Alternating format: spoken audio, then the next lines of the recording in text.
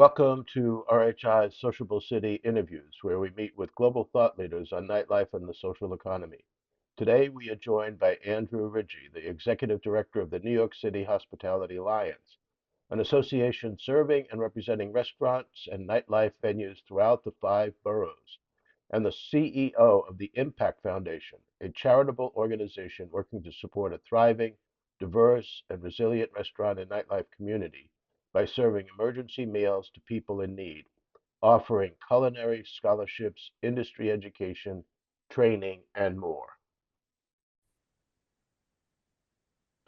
Hey, Andrew, so great to see you. It's been a while. I'm trying to put this together, but I'm so excited to have you here. I'm thrilled to be here, Jim. Always good to see you and talk to you. All right. Well, for people who don't know you, kind of a quick overview of your background. Sure. My name is Andrew Ridgie. I am the executive director of the New York City Hospitality Alliance. We are a 501(c)(6) not-for-profit association that represents restaurants, bars, and nightclubs across the five boroughs of New York City. So we are their voice in the media. We are fighting for them in the halls of government, and we're an association that's providing them a lot of information and education and events to keep them on top of their game so they can hopefully not only just survive as a small business, but also thrive. So now I know the Hospitality Alliance has had different iterations. I know it kind of evolved from the Nightlife Association, which was really instrumental in doing one of the first economic studies in the country. And then later, another economic study was done in New York. And then you became part of the State Association, but then you decided to not be part of the State Association. So, how about explaining these various iterations and what the motivation was for the different changes? Yeah, so there's a really long history behind it, but to sum it up, in the past, there was a separate nightlife association, there was a cabaret association, there was a tavern association, there was the old restaurant association, there were chambers of commerce, there was hotel associations, and there were all these different groups that did their own thing, but also had some overlap. And then in 2011, 2012, for various different reasons. A lot of the major players in the New York City hospitality industry, both restaurants and nightlife, came to the table and said, we really should have our own citywide association to represent our collective hospitality industry. So we brought restaurants, bars, nightclub, major industry suppliers, some boutique hotels, and some other folks to the table to create this association that we could focus 100% of our resources on issues that were important to New York City hospitality business owners, operators, workers. And we could align ourselves with other chambers of commerce or restaurant associations when it made sense, but we weren't bound by that. And it really gave us our own powerful voice. We could move at our own speed, which was really fast. We could address things with our own expertise. And it's been really, really effective. And it was really something so many in the industry really wanted for so long.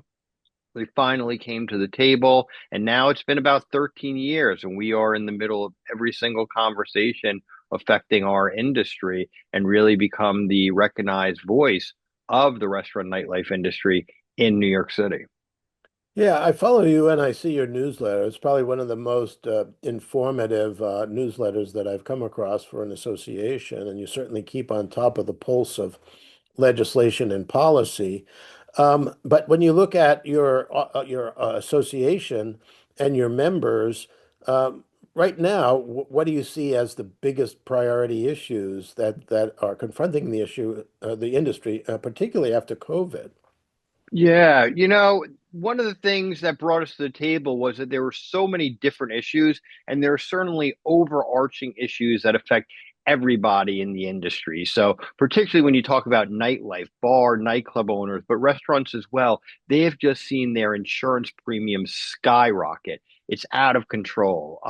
So that's something you're regularly hearing. We also have very overly complicated employment laws, and we're a labor intensive business, so minor violations of some complex law can result in significant damages and lawsuits. So that's something that we're looking at. And then there's other kind of non-regulatory issues but are related to government and by default are kind of regulatory legislative policy issues like tourism, for example. New York City, we were finally seeing tourism grow back after the pandemic, but then related to a lot of things that are happening at a global scale. Many people stopped coming to New York City, or a lot of travel has been reduced because of political reasons.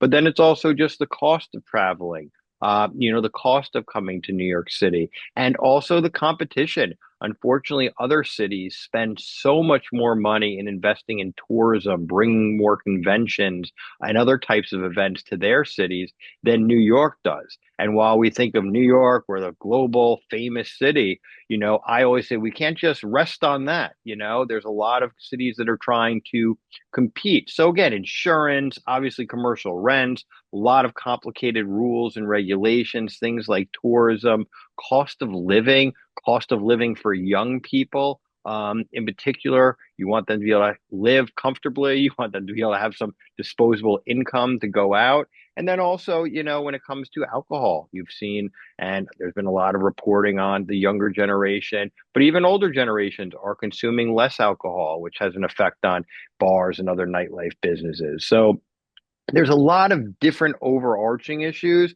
And then clearly, when you start speaking to specific businesses, sometimes there's very kind of hyper local issues that affect them. And that's why it's so important to have a hospitality alliance or an organization that can advocate for policies to support these businesses, fight policies that could hurt these businesses, and make sure you're providing the education, the information, and other resources to give these business owners a fighting chance.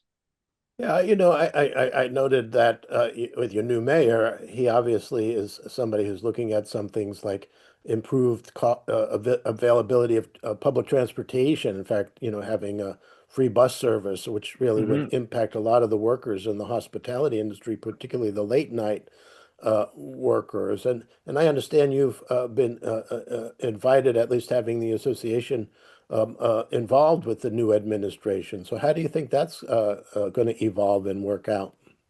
Yeah, so I was appointed to New York City Mayor Mamdani's transition committee. I serve on multiple commissions and committees within the city, the Department of Small Business Services, Small Business Advisory Commission, the New York City Office of Nightlife. I was the past chair of the Nightlife Advisory Board. So we are in regular communication with the mayor's office, his agencies, as well as the city council. Making sure that our voice is heard at the policy table. But you're spot on. Things like public transportation. New York, we have a 24/7 train and bus system. But we also have to make sure that the trains and the buses are fast, they're running on time, they're also safe. People go out in New York City, they want to not only be safe, but they want to feel safe, and they need to be able to get to and from work at all hours of the night. So there's a big focus on matters like that as well. And sometimes things outside of just the direct, regulation of a bar or nightclub affects them, like the public transportation system, and even conversations about childcare. A lot of people, they work in nightlife and then all of a sudden they, have a child and they're on a different schedule. Their life changes. We also need to have different support systems to ensure that we are supporting the workforce of the nightlife, the restaurant industry. So again, it goes back making sure that you have an organization there that can be an advocate for your industry and the city as a whole, because we in New York, long time called the city that never sleeps, a restaurant capital of the world, a nightlife capital of the world. So much music, arts, entertainment originated here, comes here. And all of this, I really feel in so many ways is grounded by our restaurants, our nightlife. And city government, state government, and federal government really need policies to nourish and support these businesses because too often they unfortunately feel like they're getting, beat down, not by government, not lifted up. Now, I mean, New York City is one of the first in the nation that has legislated an Office of Nightlife, and other cities have copied. And now you're even seeing Syracuse, for instance, another one of the come on lately type of cities that want to have this Mhm. nighttime management function and role within the city. And it was established. To both be an office with staff, but also an advisory board, which some of the Mhm. cities that have these dedicated staff don't necessarily have as complex of a system. But in addition, you have your association, which is a strong Mhm. association. So you have this three-legged stool, the Office of Nightlife, the New York Hospitality Alliance, and this advisory board. How do their functions intersect with each other? And you've been instrumental in all three of them. Yeah, absolutely. We helped, create the law to create the and establish the city's Office of Nightlife and the separate independent Nightlife Advisory Board. So the Office of Nightlife, the executive director or the nightlife mayor, as they sometimes call them, um, is appointed by the mayor of the city. Then they hire some staff. That office is housed in the city's Department of Small Business Services. But the legislation establishing the Office of Nightlife also established the Nightlife Advisory Board, which is an independent board that was established to really support from outside government the Office of Nightlife, which is inside of government. And those members, I believe 14 members, are appointed in part by the mayor and the speaker of the city council. I was one of those appointees. I've been renewed multiple times now. And then I was elected by the advisory board as chair, which I served for a couple of terms. And, we felt, and a lot of this, Jim, we learned, through you over the years that, it's not just nightlife, it's the nighttime economy, and cities need to do a much better plan of job of planning and managing their nightlife. Policing should be a last resort. And the Office of Nightlife gives a voice to all the different stakeholders of nightlife within city government. The Nightlife Advisory Board is there made up of different stakeholders of nightlife to advise the staff members and the mayor's administration on nightlife related issues. So it is non government related, but it is a committee under government. And then we have the New York City Hospitality Alliance, which I am the executive director of, which is completely independent. We are a not for profit trade association, membership based, and our job is to advocate and work in collaboration with government for policies that support our sector, but also fighting them when they are imposing policies that we believe hurt our industry, as well as offering all of the different services that I mentioned earlier. So I think, as you called it, that stool, it's important to have all of these different voices supporting nightlife from their own perspectives within their own lane. So they can work together collectively, but they can also advocate and work independently when that is required or makes sense. So you mentioned all of these variables and factors. Obviously, there's the cost of operation, the demographic trends, the ways in which people are socializing, the role of alcohol shifting in terms of a way to generate revenue to keep the doors open.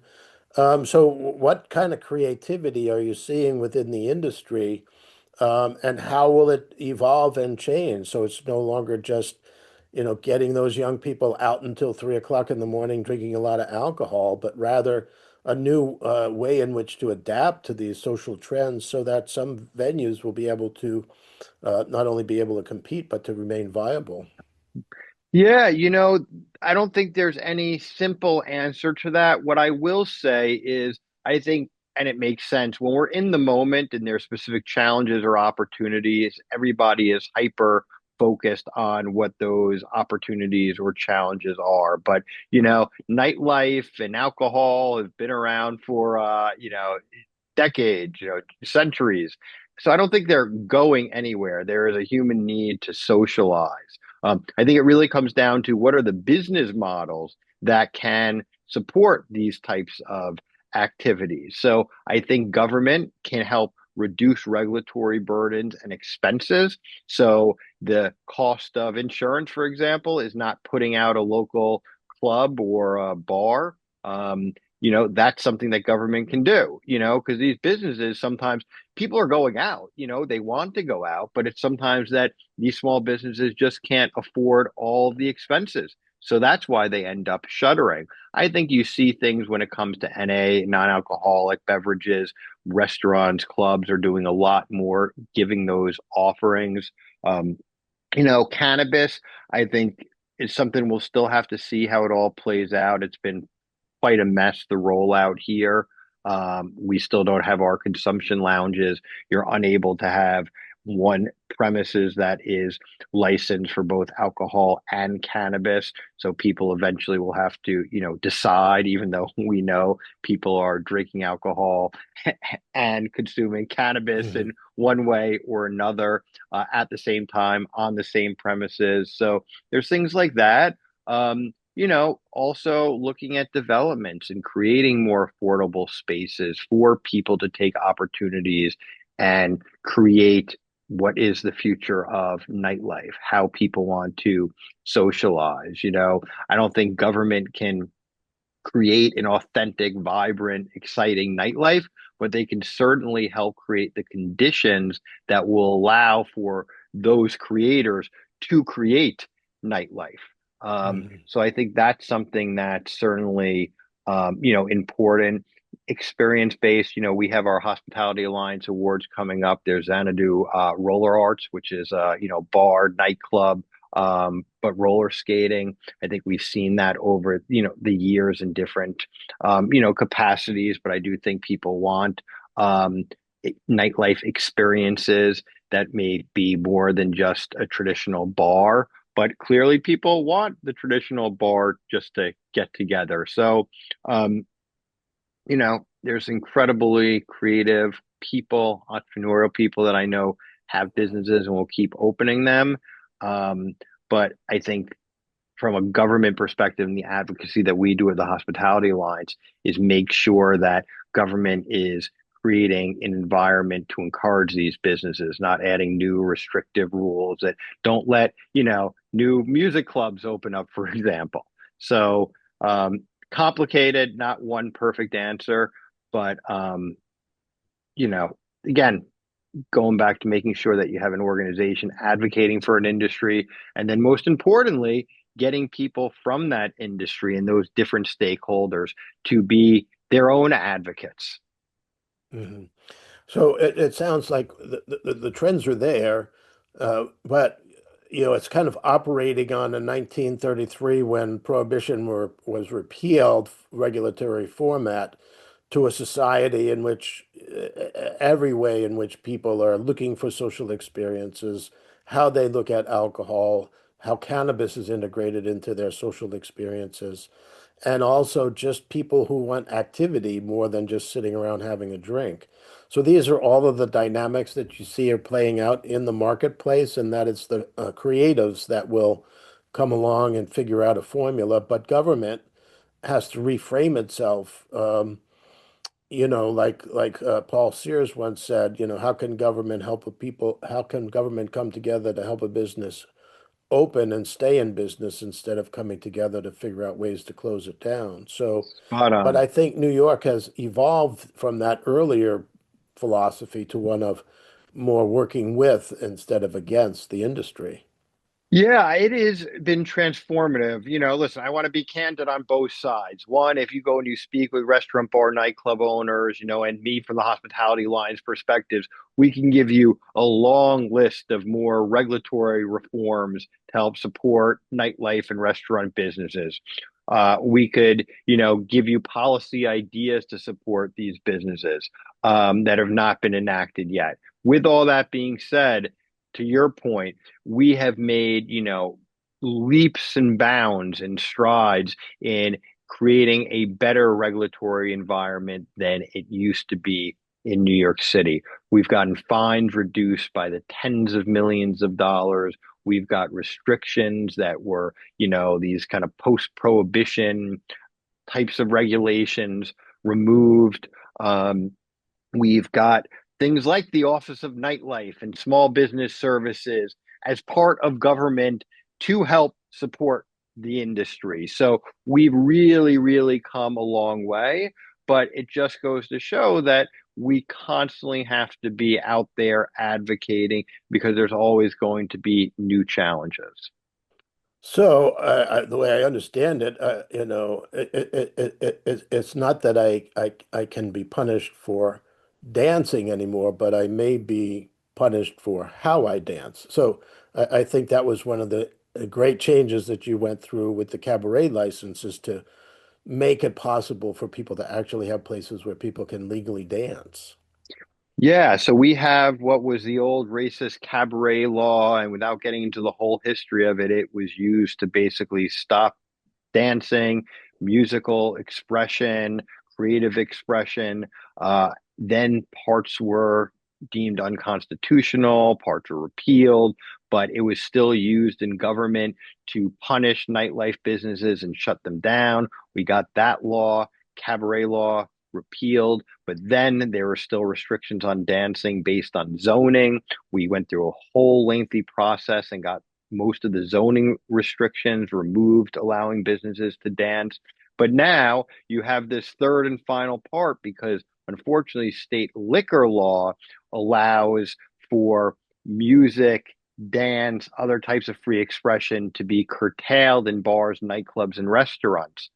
And that's the last part of the success. So this is a decades old battle. We've had two major, major wins that have allowed for freedom of expression like dance, more music, but liquor law is still being used to restrict these, what we believe, generally speaking, are constitutionally protected activities from occurring. What we say, as long as a business is in compliance with the sound code, and as long as they meet the proper, fire safety and building regulations, then there shouldn't be any reason why liquor laws should restrict people, dancing or playing music. It makes no sense at all. It's out of this really old mindset, and we need to come to terms with, modern day times.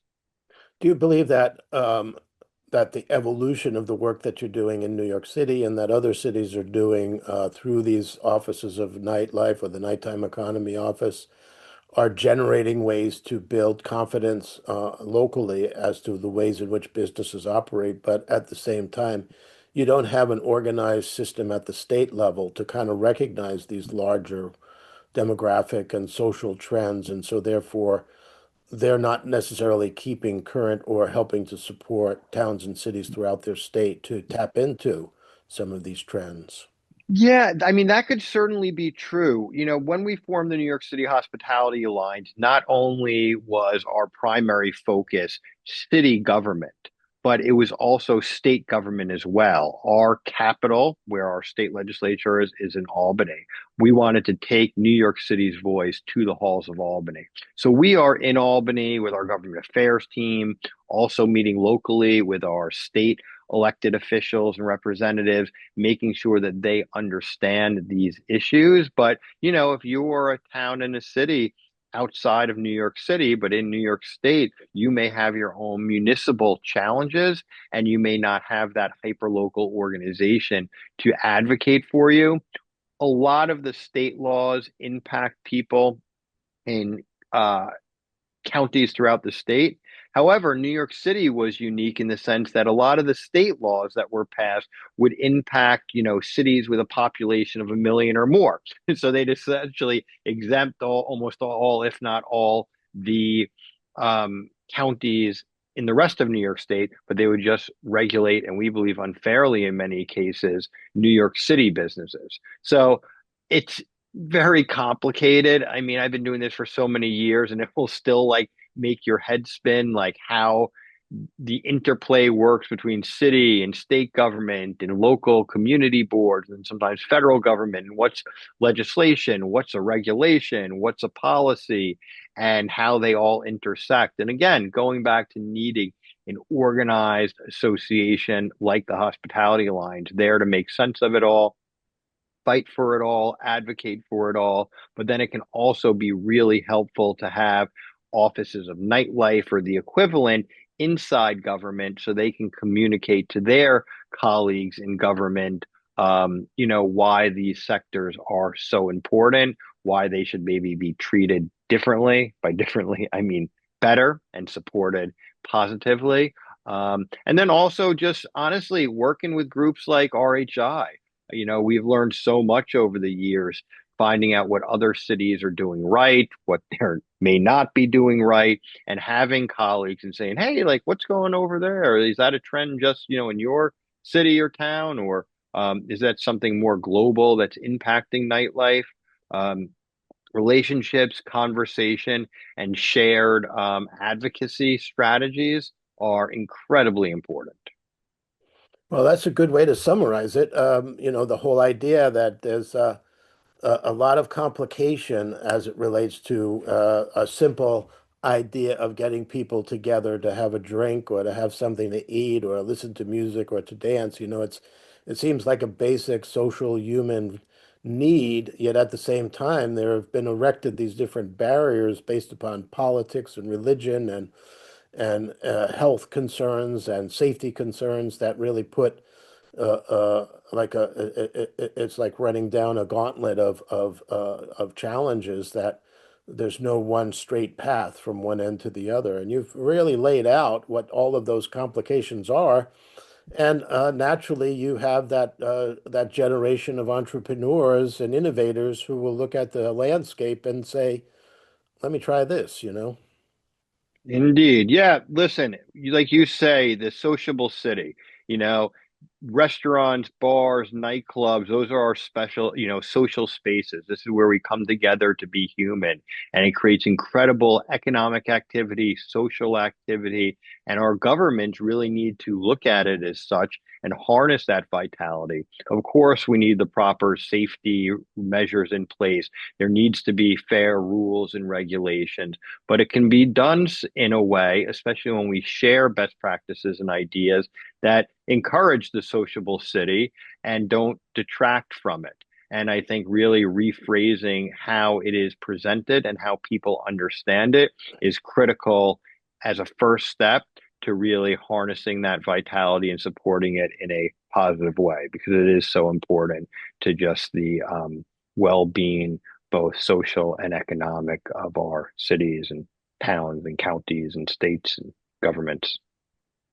Well, you just summarized it so perfectly, Andrew. It's been great talking with you, and I look forward to learning more about how you help New York City to enter a new dimension of sociability.